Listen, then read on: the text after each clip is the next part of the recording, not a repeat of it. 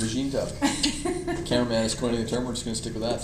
Okay guys, so we're going to talk about, The because vagine. I know a lot of women have questions about this and they're worried that their vagina is never, I don't know why I love Why is it that laughing? word. Like, penis, penis, penis, vagina, vagina, vagina. We're all good here. That your vagina might not go back to normal and that you're always going to have this large tunnel because the baby came out. Wow. And I think it's a big Large tunnel. misconception out This there. is going the wrong way fast. I'm glad I'm here part of this talk. Okay. Okay, Ian, so how do you get your vagina Back back in shape after having a Let's baby? let's deal with a couple issues here. Not just the wind tunnel. There's a word which I often say wrong, which is not vagine, but diastasis, which refers to the split of the abdominal when you have a child. The actual abs actually split apart. And you That get, happened to me. yeah, you I'm get sure a it split, happens to right? a lot of you guys.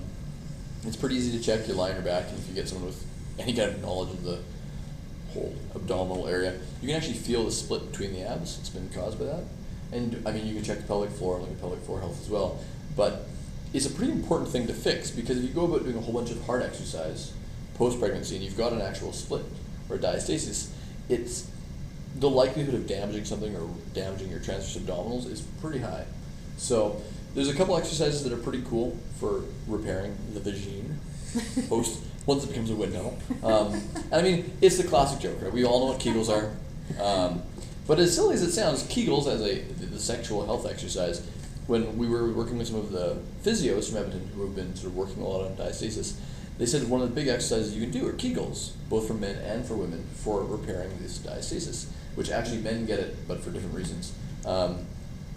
So you've got two forms of Kegels. You've got a fast twitch and a slow twitch muscle. So you've got squeeze and hold, like kind of like you're trying to pull your perineum up. For perineum is a little bit of skin between the vagina and the anus, a little rough, weird patch. Guys have it as well. A weird patch. Taint. Don't touch. Bad, out of bounds. Don't go back there. But it's that feeling of it, like sucking that whole area up and pulling it up, right? You guys should all know what a Kegel is. Everybody knows what this is, right? No, maybe not. But the notion is you try and pull up and hold for a long period of time, pull in, pull in, pull in. That's a slow static contraction. And you should be able to go in and hold a Kegel.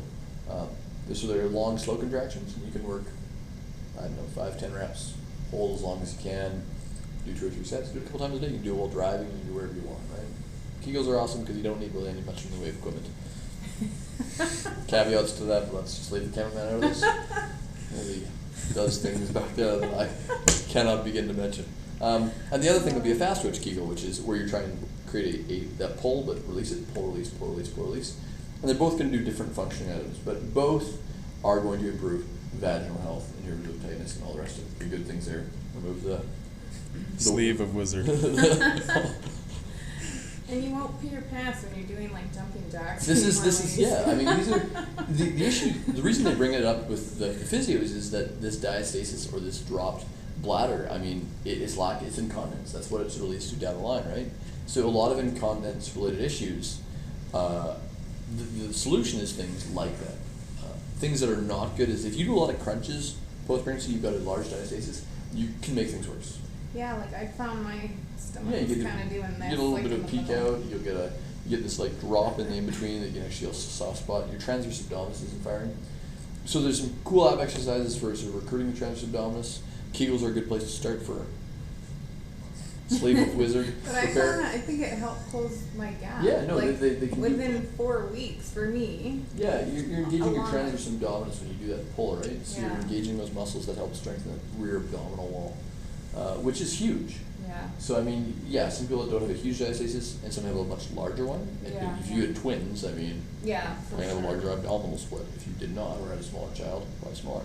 Yeah. But finding someone who knows what diastasis is and be able to assess that and address that in terms of choosing your exercise programming is pretty important. Yeah.